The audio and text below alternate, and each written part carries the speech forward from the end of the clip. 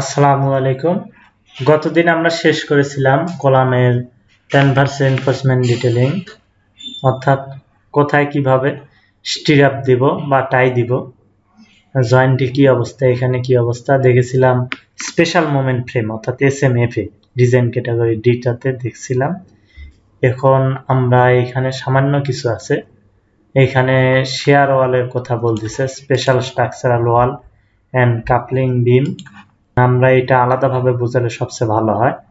আমরা যখন শেয়ার ওয়াল ধরবো তখন এটা দেখাবো।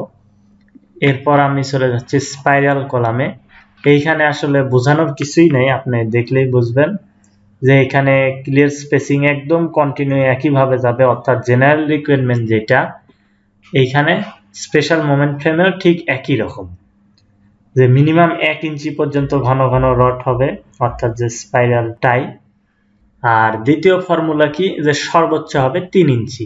যদিও এর ক্যালকুলেশন আছে, কিন্তু 3 ইঞ্চিতে কাজ করাও খুবই কষ্ট, কিন্তু তারপরে দেখা গেছে এই কাজটা সতর্কতার সহিত করতে হয়। ডিজাইন করলে হয়তো অনেক সময় 2.5 ইঞ্চি আসে। আমি এর আগে ভিডিওতে যখন জেনারেল ডিজাইন দেখাই, কোনো একটা ভিডিওতে হয়তো দেখিয়েছি, আগে আপনারা খুঁজে নিতে পারেন যে এই স্পাইরাল কলামের টাই কেমনে বের করতে হয়। তবে 1 ইঞ্চি মিনিমাম, 3 ইঞ্চি ম্যাক্সিমাম। এরপর দেখি এখানে কি আছে, এখানেও শেয়ার ওয়ালের ডিটেইলিং দেয়া আছে। আমরা শেয়ার ওয়াল এখন ধরতেছি না, এসব আমরা শেষ করেছি। Joint of special moment frame, এসব বোঝানোর কিছুই নেই, আপনি দেখলেই বুঝবেন যে কোথায় কতটুকু রড আমরা বর্ধিত করতেছি, জয়েন্টে কোথায় কত, তাই আমি এত আলোচনা করতেছি না, স্কিপ করে যাচ্ছি। বেশিরভাগই শেয়ার ওয়ালের আলোচনা। এখন আমরা আসতেছি ইন্টারমিডিয়েট মোমেন্ট ফ্রেম।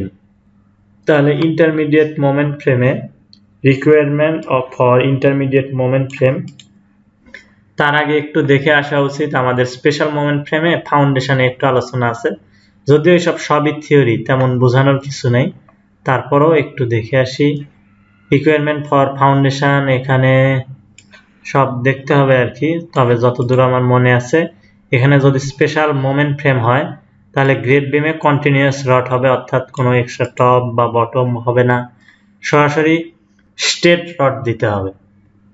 এবং গ্রেড বিমের যে আপনি মিনিমাম ডাইমেনশন সিলেক্ট করবেন সেটা কত দেখি, আমারও অনেকদিন ধরে পড়া নাই, একটু দেখি। Grade beam design to act as horizontal tie between pile cap or footings shall be proportioned such that the smallest cross-sectional dimension shall be equal or greater than the clear spacing between connected column divided by 20, অর্থাৎ column two column distance কত, clear gap, যেটা gap মনে করেন যে clear gap আছে 20 fit, তাহলে বা 15 fit, তাহলে 15 ভাগ 20, তাহলে যত আসে তত ফিটে আসতেছে, আপনি 12 দিয়ে গুণ দিলে ইঞ্চিতে পাবেন, অর্থাৎ তত ইঞ্চি কলামের গ্রেড বিমের মিনিমাম ডাইমেনশন। যদি সেটা 12 আসে, 12-র নিচে আসলে তো আপনি অবশ্যই 12 দেবেন, কারণ মিনিমাম তো গ্রেড বিমের মিনিমাম, এই যে দেখেন স্মলের যে সেকশন সেটাই 12, এবং যদি তার বেশি আসে তাহলে দিবেন। তবে এখানে আবার বলতেছে যে 18-র বেশি দেওয়ার দরকার নেই। আপনি এখানে দেখতে পারেন, আমি একটু এক্সেল ওপেন করি দেখি, যদি স্প্যান কত হলে কত হচ্ছে। মনে করি সেন্টার টু সেন্টার দূরত্ব আছে 20 ফিট বা 22 ফিট দিলাম, ক্লিয়ার গ্যাপ আর কি, এটা সেন্টার টু সেন্টার কাউন্ট করবে না। এখন 22 ফিট ভাগ আমি দিয়ে দিলাম 20, অর্থাৎ ডিভাইডেড বাই 20, তাহলে এত আসে ইন্টু 12, তাহলে তখন 13 ইঞ্চি ওভার করতেছে, মানে 14 ইঞ্চি মিনিমাম ডাইমেনশনটাই 14 ইঞ্চি আসতেছে। তবে দেখা গেছে আপনার যতই আসুক, সাপোজ এখানে আপনি 30 দিচ্ছেন, 18, 32 দিচ্ছেন, এখানে 19 আসতেছে, তখন কি 18-র বেশি দেওয়ার দরকার নেই, তাই না? এখানে কিন্তু এটাই বোঝাচ্ছে, আর এখানে এক্সট্রা টপ বটম কিছুই হবে না। এরপর আমরা দেখি পাইল ডিজাইনের ক্ষেত্রে কিছু গাইডলাইন দেওয়া আছে, যদিও এর আগে আমি পাইল ডিজাইন নিয়ে একটা ভিডিও দিয়েছি, সেটা আসলে জেনারেল রিকোয়ারমেন্ট।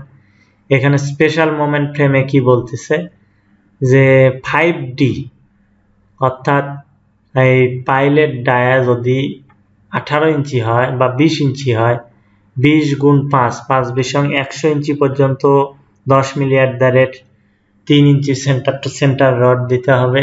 তাহলে এখানে কি, যে আমি 100 ইঞ্চি পর্যন্ত ঘন ঘন রড দিচ্ছি, আর মিনিমাম কত 5D এবং 1800 মিলিমিটার এর মধ্যে যেটা ম্যাক্সিমাম সেটাই আমরা কাউন্ট করব। এরপর থেকে দেখুন 10 মিলি @ 6 ইঞ্চি সেন্টার টু সেন্টার রড দিতে হবে। এখানে কিন্তু সেকশন কেটে দিচ্ছে 1 দেখাচ্ছে এবং এখানে সেকশন 2 কেটে দিচ্ছে। এইটা কখন হবে? যখন কি special details of cast in situ pile in seismic zone 4 and SDC-D। Seismic zone 4 এ তো অবশ্যই সাধারণত SDC-D হয়। সাইসমিক জোন 4 এ এবং SDC-D মানে ভাষাটা বোঝা দরকার যে এইখানে এই ডিটেলিংটা হচ্ছে কখন, যে স্পেশাল মোমেন্ট ফ্রেমের ক্ষেত্রে এবং জোন যখন 4 তখন। মানে SDC-D আমাদের জোন 3 তেও হতে পারে, জোন 2 এও হতে পারে, যেমন আমাদের ঢাকাতে বেশিরভাগ জোন 2, কিন্তু বেশিরভাগই স্পেশাল মোমেন্ট ফ্রেম অর্থাৎ SDC-D। তাহলে এটা জোন 4 এবং SDC-D অর্থাৎ স্পেশাল মোমেন্ট ফ্রেমে। তাহলে এই মোটামুটি ফাউন্ডেশন রিকোয়ারমেন্ট, আরও আছে আপনারা পড়ে নেবেন এসব থিওরি, তাই আমি আর আলোচনা করলাম না। আজকের ভিডিও পর্যন্ত। Thank you.